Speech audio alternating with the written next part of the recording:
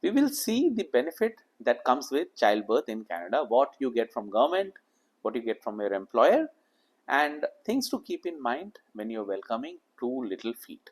Welcome to the parenthood. Now, I've also organized everything as a link in the description, including checklist which I had made. You can just go and customize and make it your own when you're going through the journey of parenthood. And in case throughout the video, if you have any question, please feel free to use the comment section and I respond to every single question. In case you are from any other province other than Ontario, in that case, please share your insight if there is any difference. This will help others who are coming to watch this video. Now, most important thing is that if you have these two things, one is the insurance from the province and insurance from your employer if employed. The insurance from province, every province have their own insurance plan. In Ontario, it's called OHIP, Ontario Health Insurance Plan. So with this is the website which you can see on the screen. All of these are covered free of cost. To explain further, when we found that my wife is pregnant, we had done home-based pregnancy test, and when it came positive, we reached to the doctor, family doctor, and family doctor asked us to get lab test done so that it could be made official, and then he could put us through referrals what is required. So the visit to family doctor, there was no charge. Any walk-in clinic visit, there was no charge. The lab test which was done through doctor's referral, there was no charge. Then throughout the pregnancy stages, each trimester, ultrasound was done. Again, there was no charge. Visit to specialist, no charge. Visit to gynecologist, again it's a group of gynecologists where she was visiting. There was no dedicated gynecologist, that was free of cost. In case you want to go with the service of midwife which you get here in Canada, you can get that free of cost. You can go, I'm showing from Mississauga, you can just reach out to midwife and say that we would like to get your assistance. So they will explain that from when to when they cover the entire service, and there won't be any charges. Even postpartum help you with the post baby birth thing. So all those things are taken care with this insurance plan. Again, post delivery, that's when baby was born, the lactation consultation was free of cost. When the audio test was done on my baby, it was found that she is not responding to hearing. So she was referred to a hearing specialist. That again was free of cost. So you see, whenever there was any referral from the doctor, nothing was charged to us. Now, what was charged and how that was covered, that's where the employer insurance came handy. In case of my wife, she had a generous employer insurance. So in her case, most of the things were covered 100%. Again, it depends employer to employer. Some employer says, we will pay 80%, 20% goes out of your pocket. So here in Canada, even if medicine is not expensive, the dispensing cost is high. So that could be a duress on your pocket. We did not spend anything because my wife had the insurance from the company. So what all the insurance covered? When my wife went through with the test, it was found that she has gestational diabetes, and this is quite common during pregnancy in some women who, because of the hormonal change, has resistant to insulin. So she was put on medication. That medicine came out of the medical insurance plan what was given by the employer. Then massage therapy, physiotherapy for the pain management which she had to take, that was covered. Any medication which was given during the pregnancy, be it vitamin, prenatals, everything was covered in her insurance plan. So check with your insurance beforehand what is covered, what is not. That way you are mentally prepared of what to come. When baby was born, and I think third or fourth month, when she went with the audio specialist consultation, that was covered free of cost. As she was growing up, the pediatrician visit was covered. At the time of birth in the hospital, as soon as the baby was born, before the discharge, the baby's form was filled, and then baby was given a temporary OHIP card.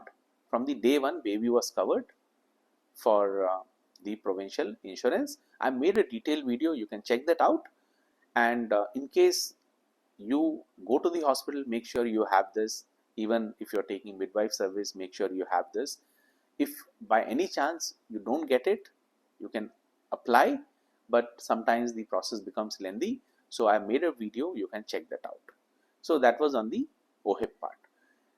My baby, when she was growing, the pediatrician found that her neck was not rotating the way it should be.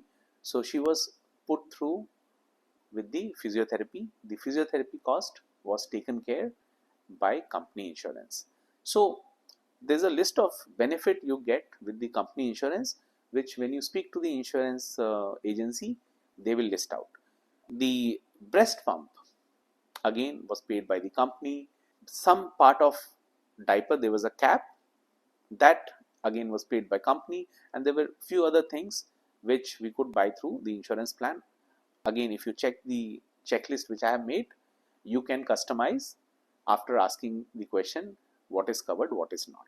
So I will leave a summary of what was covered and what was not covered. That way you are well prepared of what expense you will pay out of pocket. If you don't have the provincial insurance, in that case it's a different story altogether. I'm not going to go into that detail, because the range of what will go out of your pocket, it will depend on what your status in Canada is. Now, if you are landing as a permanent resident, in that case, even though you are covered under OHIP from day one of the critical requirement is to have address proof. So check the video which I have made, and you will get to know that for certain period of time you will be exposed without the insurance. Why that is, that detailed video covers.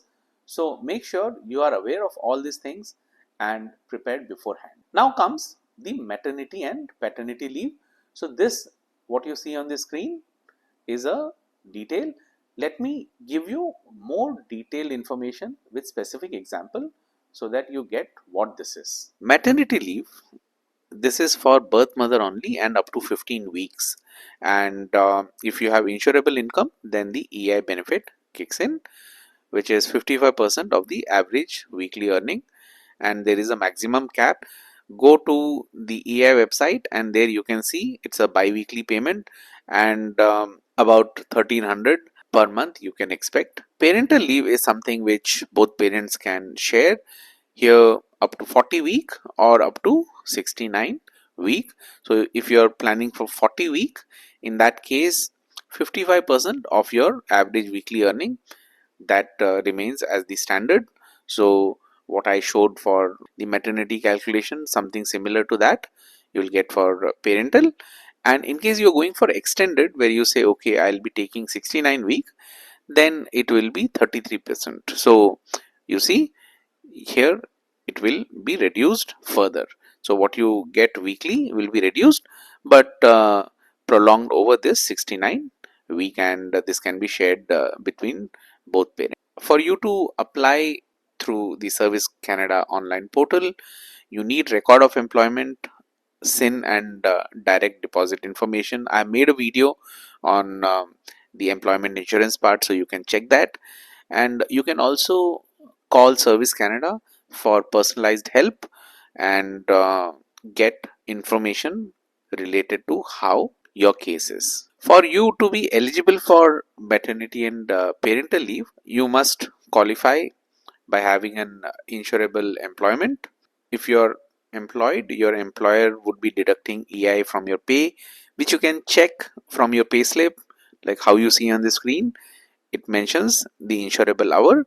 So if you have at least 600 insurable hour in last 52 weeks or since your last EI claim, in that case you meet the criteria and have had 40% or more reduction in weekly earning due to pregnancy, birth or caring for newborn child. You meet this criteria, then submit your record of employment when you're applying, and your EI would kick in post that. If you're self-employed, you must be registered for EI special benefit program at least 12 months in advance and also meet the minimum self-employed earning. This is something which you need to keep in mind.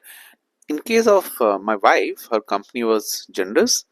She was getting employment insurance, as I showed, bi-weekly about 668, and this is a huge impact from what the actual earning is. So what company did was that for 4 months they topped up. So if her, say, earning was $100 and through EI she was getting about $10, so remaining $90, company said we will top it up for 4 months. So she was not having any loss of pay. I hope this analogy helps you. So check with your company on what they have or what they don't have. Some companies have, some companies don't have. Again, it's company to company. So you may have to check your finances when you're going with this EI leave. In our case, one more thing which worked in our favor was that we both were working from home. So she could resume work as quickly as possible without losing much of her pay. And since we were both were at home, we were able to take care of baby without any extra help because we did not have anyone to help us, and we were able to manage without any issue. That's why it's important that you keep all this information beforehand, and that way you know your finances, you know by when you can plan to join. And as a mother, sometime you may have to go for an extended break which is beyond your control, so you will be mentally prepared. This is on the maternity and paternity leave. Now there are training sessions for the parents to welcome newborn. Again, I'm showing you for Mississauga, and let me give some additional information as I share the screen with you so that you get to see and know how you can find this information for the area where you are. I will talk about the hospital admission. Again, I'll be sharing this information on the screen, and this way you will get to know the process that my wife had to go through. Her was a natural delivery. In case it's a C-section, the process is little different, so that also you will get to see, and then you are mentally prepared on what to expect. As I said, in my wife's case, it was natural delivery or vaginal delivery, which is more technical term. Once she started showing symptom, we don't have a car. We rushed to the hospital in a ride share, and we reached the maternity wing of the hospital. So she was taken to the labor assessment unit where she was kept under observation to see if the labor has kicked in, and after a few hours she was taken to labor and delivery unit. I did see some ladies coming in and going out within few hours, so I think that's the norm. They check whether the labor has kicked in or not. So in my wife's case, the labor had kicked in, then she moved to labor and delivery unit. So both this labor assessment unit, labor and delivery unit, was covered by OHIP. The labor and delivery unit was a single unit equipped with best of equipment, and once baby was born, baby's vital was checked, mother's vital was checked, and then they were moved to the postpartum room where there were different options. Ward covered by OHIP, you don't have to pay anything out of pocket. If you're going for semi private or private, in that case you will have to pay extra. So my wife's company insurance came handy there. We chose the later, and still we had to pay something extra beyond what was covered by company insurance, and it was about $80 per night. So we stayed in this postpartum room for a day. So about $80 was what went out of our pocket. When baby was born, we had carried mother's kit and baby's kit as the hospital has advised for the delivery, but baby's kit was not at all used. Baby's formula was given by the hospital, and baby's initial clothes were also given by the hospital because somebody had sponsored around that time. Only baby's kit we started using after coming home, that was after the baby was discharged, which was post 1 day. That was the process. Now I also did meet someone whose wife had gone through C-section delivery, where they were given the date for the planned C-section. They came to the pre-op area on the date, then went through with the operation room procedure for C-section, and then the lady was taken to the recovery room, then to the postpartum room. So this first three rooms was covered by OHIP. The postpartum room, again, he had chosen the later option where his company had covered. If you have company coverage, in that case you might pay still something out of your pocket, otherwise the difference is paid by you. And food, everything for baby and mother was taken care in the hospital. Nothing was paid out of pocket. I was there to support, so I was buying my food during the hospital period. So that was about the hospital. So friends, you see the benefit of childbirth in Canada. In case you have any question, please feel free to drop in the question in the comment, and as I said before, I will surely respond. Do check out the checklist and make it your own, and congratulations on your journey to parenthood. Thank you.